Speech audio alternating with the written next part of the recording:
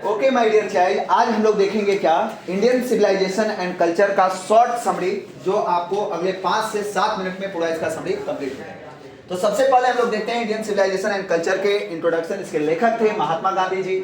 महात्मा गांधी जी का पूरा नाम मोहनदास करमचंद गांधी था। इनका जन्म 2 अक्टूबर 1869 में हुआ था और इनकी मृत्यु 30 जनवरी 1948 में इनकी मृत्यु हो गई। इनको लोग बड़े प्यार से बापू और राष्ट्रपिता के नाम से संबोधित किया करते थे। इन्होंने सफलतापूर्वक सत्य और अहिंसा को हथियार बनाकर हमारे देश को इन्होंने क्या करवाया, स्वतंत्र करवाया। और 1915 से लेकर 1948 तक ये पूरे भारत के पॉलिटिक्स में डोमिनेट करते रहे। मतलब इनसे बड़ा नेता 1915 से 1948 तक कोई रहा ही नहीं।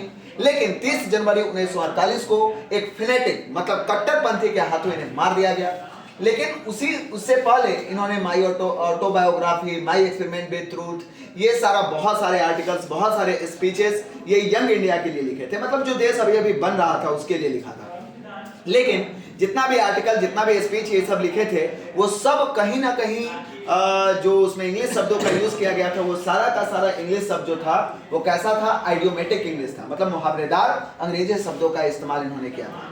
इस वाले एस्से में जो हम इससे पढ़ रहे हैं, ये एक एस्से है। इसमें महात्मा गांधी जी बोलते हैं कि समय के बदलने के साथ हमारे भारत की सभ्यता जस के तस बनी रही, क्योंकि हमारे भारत की सभ्यता का नींव इतना मजबूत डाला गया था कि जैसा नींव किसी भी देश के सभ्यता का नहीं डाला गया। उन्होंने कहा कि भारत की जो सभ्यता है वो कहीं ना कहीं नैतिकतावादी है और वेस्टर्न सभ्यता जो है वो भौतिकवादी है। दोनों में अंतर है। भारत की सभ्यता क्या है, नैतिकवादी है। क्या है, नैतिकवादी। और जो दूसरे देश की सभ्यता है, वेस्टर्न सभ्यता है, वो क्या है, भौतिकवादी है। अब चलिए इसका लाइन बाय लाइन देखते हैं। पहला जो पैराग्राफ है इसमें बताया गया, महात्मा गांधी ने कहा कि जिस तरह से हमारे भारतीय सभ्यता का विकास हुआ है, इवोल्यूशन हुआ है, उस तरह से दुनिया के किसी भी सभ्यता का इवोल्यूशन नहीं हुआ है। इसीलिए कह सकते हैं कि दुनिया में कहीं भी भारत के सभ्यता को खत्म नहीं किया जा सकता या हराया नहीं जा सकता। उन्होंने, क्योंकि हमारे पूर्वजों ने बहुत ही शानदार बीज बोया था हमारे भारत के सभ्यता का। उन्होंने कहा कि देखो यार, रोमन की सभ्यताएं समाप्त हो गई, ग्रीस की सभ्यताएं समाप्त हो गई, और वैसा ही कुछ हुआ मिस्र के राजाओं के सभ्यता के साथ। जापान जो है वेस्टर्न सभ्यता को अपना लिया, चाइना की तो कुछ कहने ही नहीं। लेकिन जहां पर पूरे दुनिया की सभ्यताएं समाप्त हो रही थी, लेकिन हमारे भारत की सभ्यता जस के तस, जैसा का तैसा बना हुआ था, और यही हमारे देश की सबसे बड़ी चमक थी। ऐसा कहा जा सकता है कि यूरोपियंस जो थे उन्होंने क्या किया कि अपने सभ्यता में अच्छाई लाने के लिए ग्रीस और रोमन के लिखे गए चीजों से सीखने का प्रयास किया और उसे अडॉप्ट भी कर लिए। लेकिन उनसे गलती ये हुई कि उनको अडॉप्ट तो कर लिया, लेकिन ग्रीस और रोम ने जो गलतियां की थी उसको भी अडॉप्ट कर लिए। इसके वजह से जो कह सकते हो यूरोपियन की जो सभ्यता थी उसकी स्थिति बद से बदतर हो गई, पिटिएबल हो गई। इन द मिडेस्ट ऑफ, और इन सब के बीच में भारत की सभ्यता इमूवेबल थी, उसमें अचल थी, उसमें किसी भी प्रकार का कोई परिवर्तन नहीं आ रहा था, कोई चेंज उसके अंदर नहीं आ रहा था। जबकि भारत के लोगों के ऊपर चार्ज लगाया गया, दोष लगाया गया, कहा गया कि भारत के लोग जो हैं असभ्य हैं, अनसिविलाइज्ड हैं, इग्नोरेंट हैं, अज्ञानी हैं, स्टूपिड हैं, मतलब मंद बुद्धि हैं। ऐसा हमारे देश के ऊपर चार्ज लगाया गया। लेकिन एक्चुअली में ये जो दोष लगाया गया, ये हमारे ऊपर दोष नहीं लगाया गया, हमारे मतलब दोष नहीं लगाया गया, ये हमारे गुण के ऊपर दोष लगाया गया। लेकिन हम किसी भी प्रकार का बदलाव नहीं लाना चाहते थे। नहीं लाने के पीछे का मतलब ये था कि हमारे पास एक्सपीरियंसेस, मतलब अनुभवों की गठरी थी। एंगल का मतलब यहाँ पे क्या है, अनुभवों की गठरी। हमारे पास जो था अनुभवों का यहाँ पे क्या था, गठरी था। डबल टैप कीजिए सर। ठीक है, अनुभवों का हमारे पास क्या था, गठरी था, इसीलिए हम इसको चेंज नहीं किए। उन्होंने कहा कि दिस इज, और यही इसकी सुंदरता थी, और यही हमारे उम्मीदों का मुख्य आधार था। सी टैंक का मतलब मुख्य आधार। सिविलाइजेशन, उन्होंने कहा कि सिविलाइजेशन क्या होता है, तो उन्होंने कहा कि सिविलाइजेशन वह कोड ऑफ कंडक्ट है जो कि हमें हमारा कर्तव्य बताने में हमारा मदद करता है। हमने ये देखा कि जितना अच्छा हमारे अंदर मोरालिटी होगी, नैतिकता होगी, उतना ही शानदार हमारा सिविलाइजेशन होगा और उतना ही अच्छे से हम अपने कर्तव्य का निर्वहन कर पाएंगे। उन्होंने कहा कि देखो यार, मोरालिटी का मतलब है कि अगर आपके अंदर मोरालिटी आ गया है तो इसका मतलब आप ये समझो कि आप अपने पैशन पे, अपने मन पर पूरा का पूरा कंट्रोल कर लिए हो और आपको अब कहीं भी कोई प्रॉब्लम नहीं होगी। गांधी जी ने बड़े प्यार से बताते हुए कहा कि गुजराती लोग जो होते हैं वो बड़े अच्छे होते हैं। महात्मा गांधी को ये बात मालूम था, लेकिन क्योंकि ये गुजरात के थे तो अपना तो दही कोई खट्टा कहेगा नहीं, और वाकई में गुजरात के लोग काफी अच्छे होते हैं। लेकिन ये भी कहना कहीं से गलत नहीं है, ये भी कहना किसी भी रूप में गलत नहीं है कि एक बिहारी 100 पे भारी। जोर से बोलना है ना, एक बिहारी 100 पे भारी। तो हमारा बिहार भी हर तरह से बेहतर है। This is the definition B correct. अगर ये डेफिनेशन सत्य है, किस चीज का, कि सिविलाइजेशन का मतलब क्या होता है, अगर ये डेफिनेशन सत्य है तो इसमें बिल्कुल एज सो मेनी, जैसा कि बहुत सारे राइटर कहते हैं, तो भारत को किसी दूसरे सिविलाइजेशन से किसी भी तरह के किसी भी चीज को सीखने की आवश्यकता नहीं है, जबकि भारत को बस अपने सिविलाइजेशन के साथ बने रहने की आवश्यकता है। उन्होंने कहा कि मन, महात्मा गांधी ने कहा कि हमने जो नोटिस किया कि मन एक बेचैन प्राणी है, जितना इसे दोगे उतना इसे चाहिए, और फिर भी ये असंतुष्ट रहेगा और अपने पैशन में और चीजों को डालता रहेगा, और क्या बोलते हैं, मोर अनवेलिड दे, और उतना ही ज्यादा ये बेलगाम होता हुआ जाएगा। इसीलिए हमारे पूर्वजों ने क्या किया था, हमारे पैशन पे, हमारे मतलब सोच के ऊपर उन्होंने क्या किया था, बाधा लगा दी थी, और उन्होंने कहा था कि देखो जी, खुशियां कुछ नहीं होती है, ये एक मन का स्थिति है। उन्होंने कहा कि a man is not necessarily, एक आदमी जो जरूरी नहीं है कि वो खुश होगा इसलिए क्योंकि वो अमीर है, या एक आदमी दुखी इसलिए होगा क्योंकि वो गरीब है, जबकि ज्यादातर तो ऐसा देखा गया है कि जो आदमी गरीब है वो ज्यादा दुखी रहता है, और जो आदमी अमीर है वो बेचारा, मतलब जो गरीब है वो सुखी रहता है, सुखी से अपने जीवन को जीता है, और जो गरीब है वो बेचारा क्या होता है, दुखी रहता है। ऐसा ज्यादातर देखा गया। इसीलिए वो उन्होंने कहा, गांधी जी ने, कि हम लोगों को, हमारे पूर्वजों ने रेस्ट्रिक्ट कर दिया था, प्रतिबंध लगा दिया कि हम ज्यादा ऐशो आराम की दुनिया में नहीं जाएंगे, जिंदगी को बर्बाद करने वाले किसी भी तरह का कोई कंपटीशन नहीं करेंगे।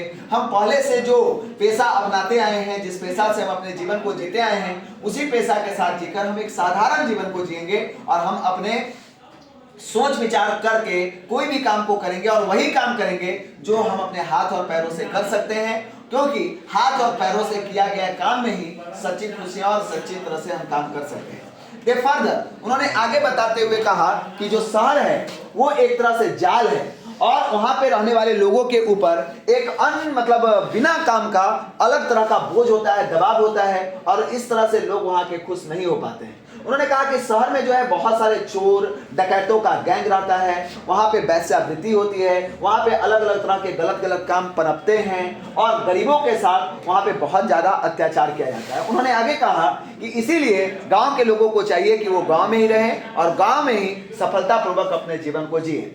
उन्होंने कहा कि देखो यार, पहले के जो राजा महाराजा हुआ करते थे, आज उनकी तलवारें फीकी हो गई है, जो बहुत मजबूत होते थे किसी जमाने में, आज उनकी तलवारें फीकी पड़ गई है, किसके आगे, इथिक्स मतलब नीति के आगे। और आज का जो ये साम्राज्य है, धरती रूपी जो साम्राज्य है, ये धरती रूपी साम्राज्य किसके पास चला गया है, तो इसको देखने का काम कर रहे हैं ऋषि और फकीर। ऋषि और फकीर के हवाले है। लेकिन एक नेशन, एक राष्ट्र जिसके पास ऐसा संविधान है, इस तरह के राष्ट्र को दूसरे से सीखने की जरूरत नहीं है, जबकि इस तरह का जो राष्ट्र होता है वो दूसरे के लिए फीटर होता है, मतलब मिस्त्री का काम करता है, दूसरे को सिखाने का काम करता है। इस तरह के राष्ट्र के पास कोर्ट होते हैं, लॉयर्स होते हैं, डॉक्टर होते हैं, और लेकिन ये सब एक सीमा के अंदर रहते हैं। इन लोगों का काम लोगों को ठगना नहीं होता है, जबकि लोगों को सशक्त और मजबूत बनाने का काम होता है। लेकिन शहर में जब जाएंगे तो इन सब का दलाल होता है, जो कि आपको लूटने के लिए हमेशा पर रहता है और आपको लूटता है। इसीलिए हमारे पूर्वजों ने हमें कहा कि अगर आप इंडिपेंडेंट रहना चाहते हैं, किसी पर डिपेंडेंसी नहीं चाहते हैं, और एक आसान सा गृहस्थ जीवन जीना चाहते हैं, तो आपके लिए चाहिए कि आप अपने समाज में रहें, आप अपने घर में रहें,